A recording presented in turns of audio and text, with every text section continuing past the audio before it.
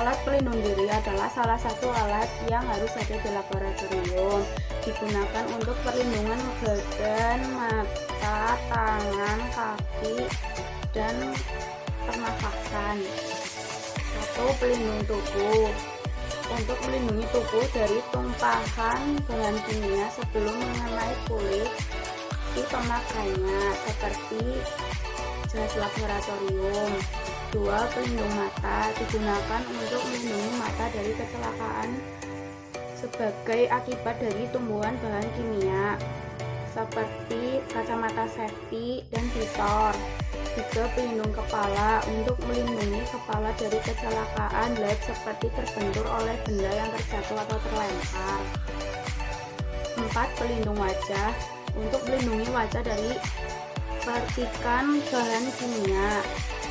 5. Pelindung kaki. Untuk melindungi kaki dari basah, terpeleset, terpotong, benda berjatuhan, seperti sepatu dari bot safety dan celana panjang.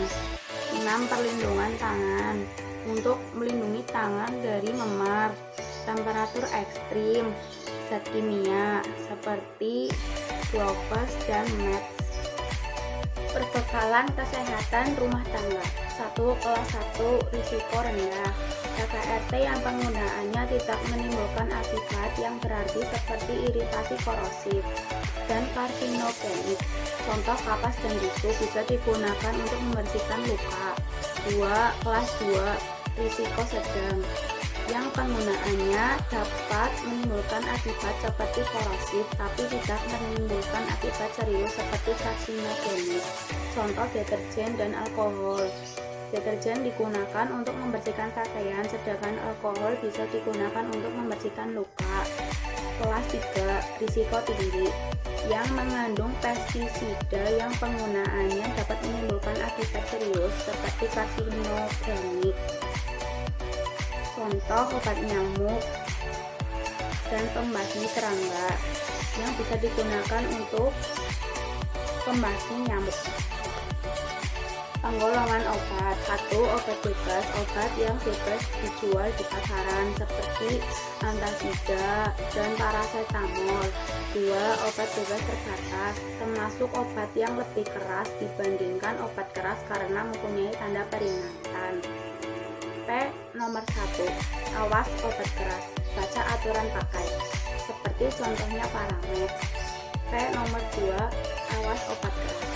Hanya untuk kumur, jangan ditelan, seperti laserin.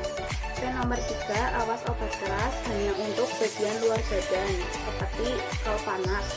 P. Nomor 4. Awas obat keras hanya untuk dibakar, seperti anti nyamuk bakar. P. Nomor 5. Awas obat keras tidak boleh ditelan, seperti Suppositoria Dulcolax.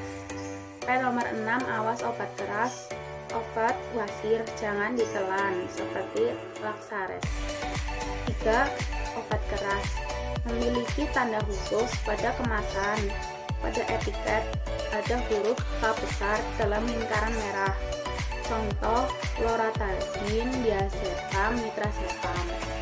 Obat narkotika golongan 1. Heroin, kafein, morfin. Golongan 2. Petidin, benzodiazepin. Golongan 3. Kodeina, etilmorfina, dan kodein. Obat golongan psikotropika. Golongan 1 menyebabkan ketergantungan. Contohnya ekstasi, LAD.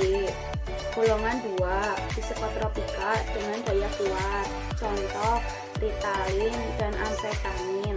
Golongan 3 psikotropika dengan daya candu sedang dan berguna untuk penelitian pengobatan. Contoh fenobarbital, lumibal, dan flunanidazepam.